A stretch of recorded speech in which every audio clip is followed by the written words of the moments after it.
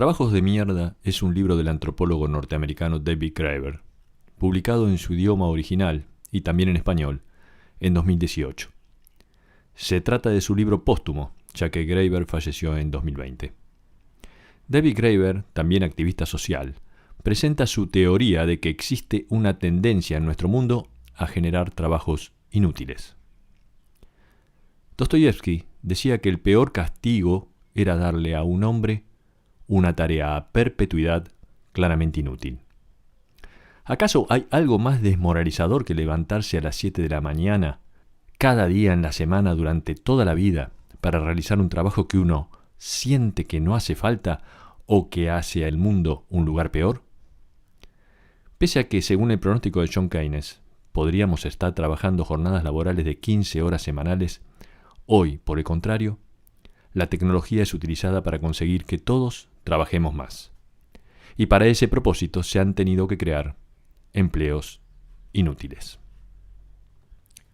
Cuando Keynes realizó su vaticinio, no tuvo en cuenta el enorme incremento del consumismo, y que entre trabajar menos o tener más cosas y placeres, hemos escogido la segunda opción. Hay alguien creando trabajos sin sentido solo para mantenernos ocupados, y pese a que la teoría económica indica que lo último que haría una empresa es despilfarrar dinero pagando a trabajadores que no necesita, realmente esto es lo que de alguna manera actualmente está sucediendo. En la última parte del siglo XX ha aumentado significativamente el empleo en el sector servicios, y especialmente en el área administrativa, incluyendo el enorme crecimiento de los servicios financieros o la venta a distancia. Cada vez más empleados se encuentran presentes en su lugar de trabajo 40 o 50 horas a la semana, pero trabajando realmente unas 15 horas, tal como predijo Keynes, ya que el resto del tiempo lo pasan asistiendo u organizando cursos y seminarios de motivación, actualizando sus perfiles de Facebook o descargando series. La respuesta a este interrogante de por qué está pasando no es económica, sino moral y política. Los miembros de la clase dominante han llegado a la conclusión de que una población feliz y productiva, con tiempo libre, es un peligro mortal. Resulta muy conveniente para los sectores dominantes implantar la creencia de que el trabajo es un valor en sí mismo y de que todo aquel que no esté dispuesto a someterse a los valores de la disciplina laboral durante la mayor parte de su vida útil, no merece nada. La pregunta que se hace Graeber es provocativa. ¿Qué pasaría si una clase de trabajadores desapareciera de repente? Si los que desaparecen fueran enfermeros, recolectores de residuos o mecánicos, es obvio que los resultados serían catastróficos. Un mundo sin profesores o estibadores no tardaría en estar en problemas. Uno sin escritores de ciencia ficción o músicos sería un mundo peor. Pero no queda claro cuál sería el sufrimiento de la humanidad si desaparecieran los gestores financieros, los lobistas, los relacionistas públicos, los escribanos o los asesores legales. Algunos sospechan que el mundo sería mejor.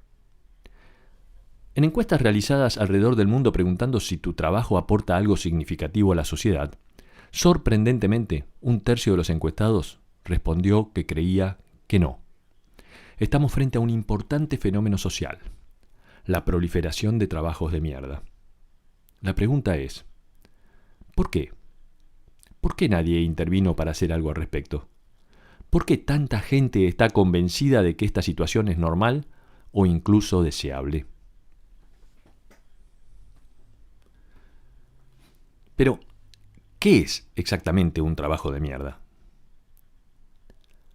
La definición básica diría que se trata de una forma de empleo carente de sentido, tan innecesaria o perniciosa que ni siquiera el propio trabajador es capaz de justificar su existencia.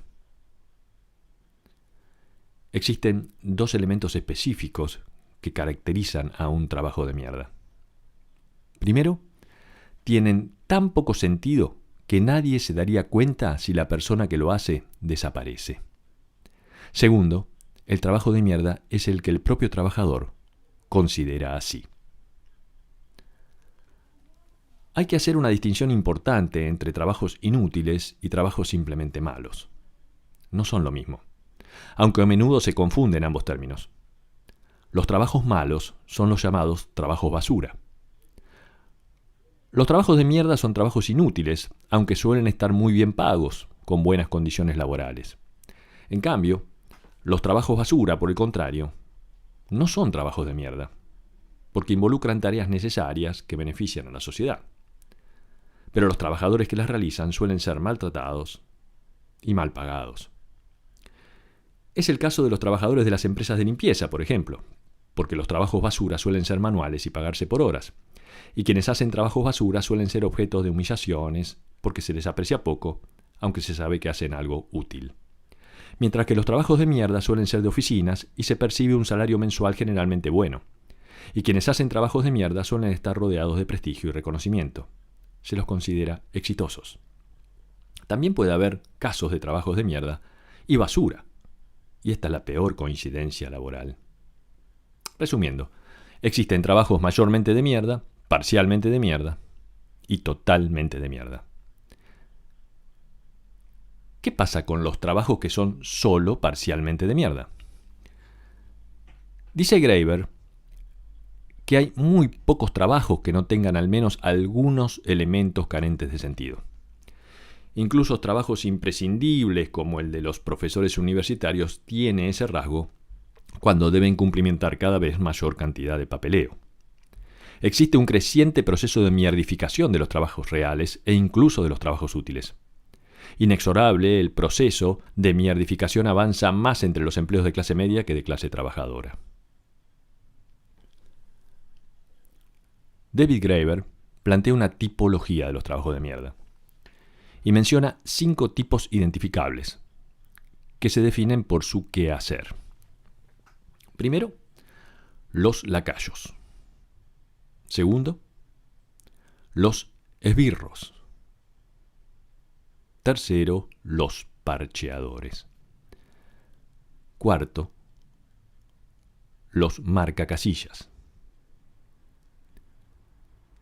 Y quinto, los supervisores.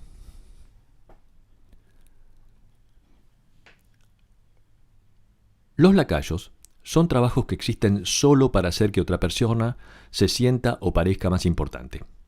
Es la inutilidad de los empleados que revolotean alrededor de alguien como testimonio de su grandeza. Los esbirros son los que realizan tareas que sienten que no aportan nada a la sociedad y que su empleo no debiera existir, porque no tiene valor social positivo. Los parcheadores son empleados cuyos trabajos solo existen porque en las empresas se producen defectos de funcionamiento o fallos, y están dedicados a resolver problemas que no debieran haber sucedido. Los marcacasillas son empleados que trabajan para permitir que una empresa pueda afirmar que está haciendo algo que de hecho no hace. Productores de informes corporativos que nadie lee. Los supervisores se dedican a asignar tareas a los demás, tareas que igual harían sin que nadie los supervisara. La creación de un trabajo de mierda suele implicar al mismo tiempo la creación de un universo entero de narrativa de mierda, que documente y justifique la existencia del puesto. Los coaches y motivadores suelen ser especialistas en ese objetivo, intentando depositar algún tipo de sentido en actividades que esencialmente carecen de él. Muchas veces nos damos cuenta que estamos ante un trabajo de mierda, aunque no puede encasillarse específicamente en una de las 5 categorías anteriores. Una categoría híbrida es la que conforman los llamados trabajadores diana, que son subordinados subcontratados para recibir el fuego de reclamos y quejas, por lo general legítimas. Un trabajador diana está dedicado esencialmente a pedir disculpas, en algunos casos en entornos tranquilos y en otros en escenarios de riesgo. De todos modos, según como se lo vea, el trabajador diana podría no ser un empleado de mierda, ya que brinda un servicio real. Quizás se trate más de un trabajo basura que uno de mierda. Una segunda categoría híbrida es la de los trabajos que no son inútiles, pero que carecen de sentido porque se realizan para organizaciones o actividades sin sentido. Si, como dicen los estudios, un 33% de los empleos son trabajos de mierda y otro 25% de empleados se dedican a sostener la labor de los primeros, llegamos a la conclusión de que más de la mitad de la fuerza de trabajo estaría dedicada a trabajos de mierda en un sentido amplio. Si sumamos este dato a la progresiva mierdificación de las ocupaciones útiles, incluyendo en este concepto el 50% de los trabajos de oficina, y agregamos el hecho de que trabajamos tanto tiempo del día que existen una enorme cantidad de tareas cotidianas y personales que no hacemos, y para lo cual requerimos que otras personas lo hagan por nosotros, sean paseadores de perros o delivery de todo tipo de consumos, llegaríamos a armar un escenario en el que, de no suceder lo antes descrito, sería posible reducir la semana de trabajo real a 15 horas sin que nadie lo note demasiado. Es muy común que ante esta realidad y desde cierto sector ideológico, la teoría de los trabajos de mierda sea rechazada con el argumento de que ninguna empresa gastaría dinero en un empleado innecesario. Pero esta postura en general se basa en una falacia, que en una economía de mercado no podría haber trabajos de mierda. Y como vivimos en una economía de mercado, los trabajos de mierda no existirían. Según la teoría económica clásica, el ser humano toma decisiones basándose sobre todo en un cálculo de costes y beneficios. En base a esto, las personas elegirían invariablemente el camino que le proporcione mayor cantidad de lo que desea, a cambio del menor gasto posible en recursos y esfuerzo. La mayor parte del discurso sobre el trabajo se basa en esta idea de costo-beneficio, razón por la cual la gente tiene que ser incentivada para trabajar y que si se concede a los pobres una limosna debe hacerse de la forma más humillante, ya que de otro modo se volvería dependiente de la ayuda y no tendrían razones de buscar un trabajo. En esta reflexión subyace la idea de que si se les ofrece a los seres humanos la oportunidad de ser parásitos, lo aceptarán de buen gusto. Sin embargo, los estudios existentes indican que no es así. Si bien los seres humanos tendemos a reclamar si consideramos que nuestro trabajo es excesivo o degradante, la mayoría también tendemos a protestar ante la perspectiva de no tener nada útil que hacer. Un punto interesante de analizar es la baja utilidad de los trabajos de mierda y cuáles son los efectos psicológicos, sociales y políticos del hecho de que muchos tengamos la secreta impresión de que nuestros trabajos carecen de utilidad o valor social. Lo peor de tener un trabajo de mierda no es tenerlo, sino ser consciente de tenerlo. A partir de esto, podemos comprender el hecho de que cuando alguien está atrapado en un trabajo que considera inútil, suele fingir que es útil, porque la toma de conciencia de la situación de su parte puede ser devastadora.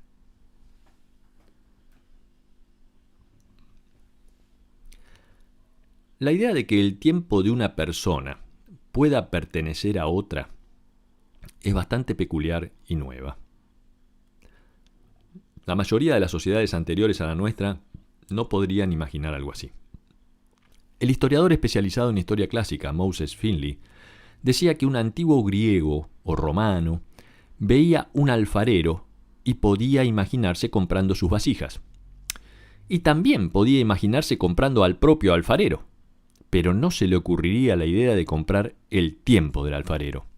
No era concebible para ellos separar el poder laboral del alfarero del propio alfarero. Y tampoco podrían suponer la existencia de contenedores temporales, como horarios y turnos de trabajo, que pudiesen ser adquiridos. Actualmente, consideramos que el tiempo de un trabajador no es suyo, sino que pertenece a la persona que lo compra, su empleador. Por eso, cuando el trabajador no está trabajando en su horario de trabajo, se lo considera que está robando al empleador que le paga. De acuerdo con esta lógica, de carácter moral, la ociosidad no es peligrosa. La ociosidad es un delito. Las clases medias hicieron propia esta mirada y comenzaron a considerar que la causa principal de que los pobres fuesen pobres era de que carecían de disciplina temporal. En la misma sintonía, los trabajadores comenzaron a exigir mejores salarios por horas, reducción de las horas de trabajo, horas extras y reclamo de tiempo libre, lo cual en los hechos no fue más que reafirmar la idea instalada de que lo que están haciendo es vender su tiempo, y que cuando un trabajador está en su trabajo, su tiempo realmente le pertenece a la persona que le paga. La perversa moralidad que sostiene el mantra «estás en mi tiempo» se ha convertido en algo natural. Todos adoptamos la mirada del mundo que tienen los jefes y patrones. Y por eso nos sentimos indignados cuando un empleado público trabaja de manera relajada o indolente. Y más si no está haciendo nada. Las economías de todo el mundo se están convirtiendo a marchas forzadas en enormes fábricas de producción sin sentido.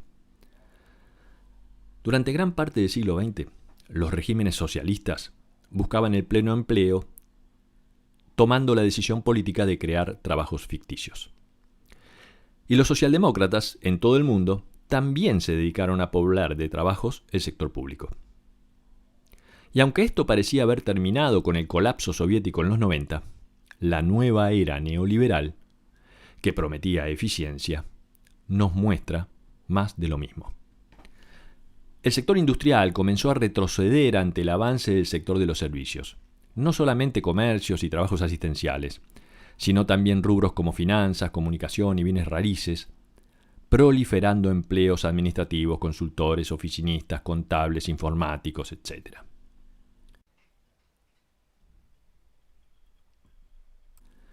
Los lacayos existen para que los que ocupan puestos de poder vean a sus subalternos como símbolos de prestigio.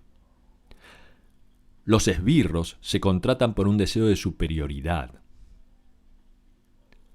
Los parcheadores están allí porque a las empresas les suele resultar más difícil solucionar un problema que lidiar con sus consecuencias. Los marcacasillas funcionan porque para muchas empresas es más importante la prueba de que una acción se está llevando a cabo que la acción misma. Y los supervisores son básicamente el efecto colateral de una forma de autoridad impersonal. Ahora bien, ¿por qué la sociedad no considera a esto un problema social serio? Es cierto que los trabajos de mierda no son nuevos. Existían antes. Pero ahora presenciamos una enorme proliferación de empleos carentes de sentido, acompañada de una creciente mierdificación de los trabajos reales. Si realmente es cierto que casi la mitad del trabajo que hacemos podría eliminarse sin efectos significativos en la sociedad, ¿por qué no redistribuir el trabajo restante y que todo el mundo tenga un trabajo de 4 horas? ¿Por qué no se desconecta la máquina del trabajo global?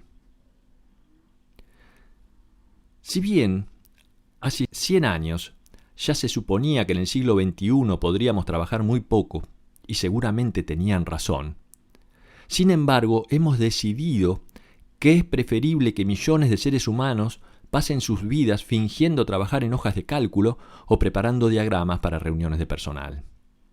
Existen muchas oficinas en el mundo que si se desvaneciesen de repente harían que el mundo fuese menos desagradable, aunque paradójicamente en estas oficinas trabajan las personas con salarios más elevados. Existe una tendencia a confirmar que efectivamente hay una relación inversa entre utilidad y salario. Los economistas Charles Nathanson, Benjamin Lockwood y Glenn Weyl realizaron un exhaustivo estudio para determinar mediante parámetros medibles qué grupo profesional suma o resta a la economía general. El resultado fue que suman actividades como la de los investigadores, docentes e ingenieros. Sin embargo, no aportan nada a la economía general los abogados, publicistas, gerentes y funcionarios del sector financiero. Y son neutros los profesionales de las tecnologías de la información. Esto viene a confirmar también la idea de que cuanto mayor valor social produce un trabajo, menos salario se cobra. Incluso, hasta la ley de oferta y demanda se invierte ante la evidencia de que un abogado corporativo gana muchas veces más que un enfermero, cuando abundan los abogados corporativos y escasean los enfermeros. Por otro lado, hay una idea instalada de que las actividades que favorecen el bien común ya cuentan con una gratificación moral por su utilidad y por ende no requerirían de una gratificación económica mayor. Ya que si un trabajo puede hacerse como afición o por vocación, merece menos recompensa material y hasta podría ser realizado gratuitamente.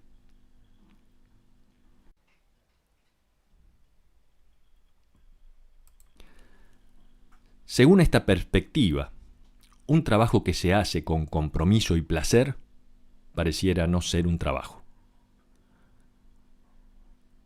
Así, la Biblia en el Génesis dice que Dios condena a los hombres a ganar el pan con el sudor de su frente. Mientras que Aristóteles insistía en que el trabajo no hace mejores a las personas, sino que las envilece, ya que les resta tiempo a sus obligaciones sociales y políticas. Es recién, tras la Revolución Industrial, cuando se glorifica al trabajo, aún más en los sectores de clase media, impulsando la idea de que el trabajo es la esencia de la vida, que el trabajo es un valor en sí mismo y es el único productor real de valor. Pero en estas últimas décadas, el evangelio de la riqueza se ha impuesto, y los capitanes de la economía dominan el mundo, siendo capaces de convencer a la población que son ellos los verdaderos creadores de la prosperidad, y no aquellos que trabajan. En la actualidad, si se menciona a los generadores de riqueza, la mayoría de la gente dará por supuesto que se está hablando de los capitanes, y no de los trabajadores. Se ha producido un espectacular cambio en la conciencia popular. ¿Cómo van a hacer los trabajadores para darle sentido a sus trabajos si se los considera meros robots intercambiables para las empresas, consideradas ellas las verdaderas creadoras de riqueza? No existen lápidas que digan «aquí yace un cajero de supermercado». La mayoría de nosotros preferimos que se nos defina por cualquier motivo, menos por nuestro trabajo. Pero al mismo tiempo, paradójicamente, muchas personas suelen afirmar que su trabajo le da sentido a su vida. La paradoja del trabajo moderno es que la mayoría siente dignidad cuando trabaja, pero al mismo tiempo, también la mayoría odia a su trabajo. El trabajo es considerado cada vez menos como un medio para conseguir un fin y cada vez más como un fin en sí mismo. La sensación que flota en el ambiente es la presión de tener que valorarnos a nosotros mismos y a los demás en base a lo mucho que trabajamos. Es la sensación dominante en el sentido común de nuestra sociedad, más allá de la posición social que lo piensa. Los mensajes de los medios de comunicación insisten en vilipendiar a los pobres, los desempleados y a quienes son objetos de ayudas públicas. Y la mayoría de la población piensa que está asediada por aquellos que pretenden algo a cambio de nada. Y que por lo tanto, los pobres son pobres por su falta de disciplina y voluntad para trabajar. Que solo aquellos que trabajan más de lo que les gustaría en algo que preferirían no hacer, merecen el respeto y la consideración de sus iguales. Debemos optar entre hacer un trabajo útil pero escasamente remunerado, o aceptar trabajos carentes de sentido que destruyen mente y cuerpo, sin otra razón que la extendida idea de que sin ese sufrimiento uno no merece vivir.